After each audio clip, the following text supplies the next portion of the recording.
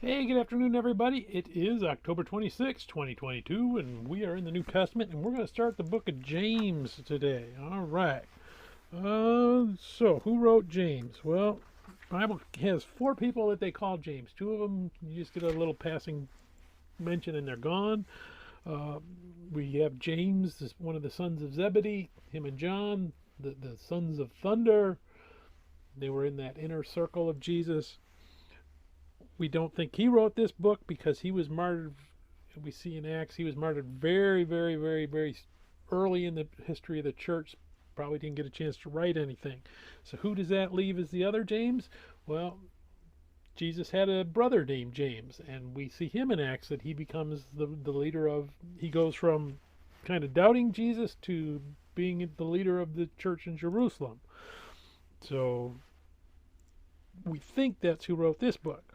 And that makes a lot of sense because what this letter is it's a letter to all the Christian Jews that are spread around, and it's kind of laying out some ideas that they need to keep in mind. It seems like it's a bunch of maybe sermons put together. Starts off with our typical letter where he identifies himself as James, and then he talks about having faith and endurance, and that we shouldn't just be listeners of the word. We actually need to go out and do the word. So faith without works is dead is going to come up, I think, tomorrow we get to. So not that we need works to get salvation, but hey, if we have faith that we have salvation, good things are going to come out of us. That's how you know that we're moving in the right direction. So let's go ahead and we're going to read James, and we're going to read chapter 1 today. This letter is from James, a slave of God and of the Lord Jesus Christ. I'm writing to the 12 tribes, Jewish believers scattered abroad. Greetings! Dear brothers and sisters, when troubles of any kind come your way, consider it an opportunity for great joy. For you know that when your faith is tested, your endurance has a chance to grow. So let it grow, for when your endurance is fully developed, you will be perfect and complete, needing nothing. If you need wisdom, ask our generous God, and he will give it to you.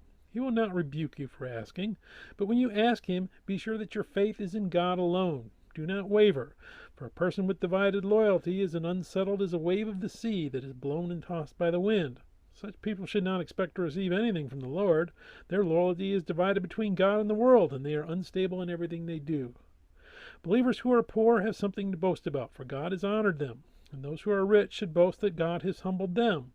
They will fade away like a little flower in the field. The hot sun rises and the grass withers, the little flower droops and falls, and its beauty fades away. In the same way, the rich will fade away with all of their achievements. God blesses those who patiently endure testing and temptation. Afterward, they will receive the crown of life that God has promised to those who love him. And remember, when you are being tempted, do not say, God is tempting me. God is never tempted to do wrong, and he never tempts anyone else. Temptation comes from our own desires, which entice us and drag us away. These desires give birth to sinful actions, and when sin is allowed to grow, it gives birth to death. So don't be misled, my dear brothers and sisters. Whatever is good and perfect is a gift coming down to us from God our Father, who created all the lights in the heavens. He never changes or casts a shifting shadow.